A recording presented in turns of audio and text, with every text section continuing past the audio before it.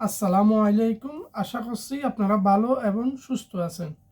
এই ভিডিওতে আলোচনা করব মালদ্বীপের ভিসার কিছু গুরুত্বপূর্ণ আলোচনা এবং কখন আপনারা বাংলাদেশ থেকে নতুন ভিসা মালদ্বীপ আসতে পারবেন।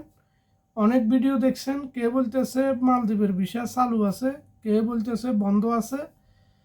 এই ভিডিওটা পুরো দেখলে আপনারা ক্লিয়ার হয়ে যাবেন মালদ্বীপের ভিসা যদি বন্ধ থাকে কখন পর্যন্ত চালু হয়ে যাবে। A to Z আলোচনা করব। আপনি যদি চ্যানেলে নতুন হয়ে থাকেন চ্যানেল সাবস্ক্রাইব করে পাশে থাকুন বিষয় সংক্রান্ত তথ্য জানার জন্য। প্রিয় ভাই, আপনারা জানেন গত 5 বছর ধরে মালদ্বীপের ভিসা বাংলাদেশিদের জন্য বন্ধ। এরপরও কিছু কিছু লোক মালদ্বীপে আসতো ভিসা দিয়ে। এগুলো কিভাবে আসতো? মালদ্বীপ চাইনা কোম্পানিতে কিছু কিছু ভিসা বের হইতো, এই ভিসাগুলো দিয়ে বাংলাদেশিরা মালদ্বীপে আসতো। এখনও এভাবে চলতেছে, তবে মালদ্বীপের ভিসা চালু হবে ডিক্লেয়ার হয়ে গেছে।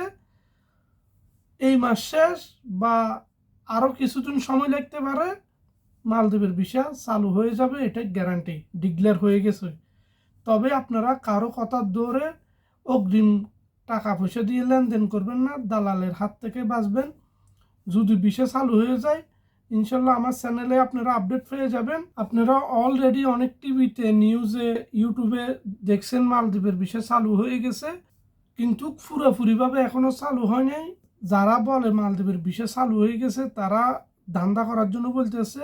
পুরোপুরিভাবে ভিসা চালু হওয়ার আগ পর্যন্ত আপনারা কারো কাছে লেনদেন করবেন না, সতর্ক থাকার চেষ্টা করবেন।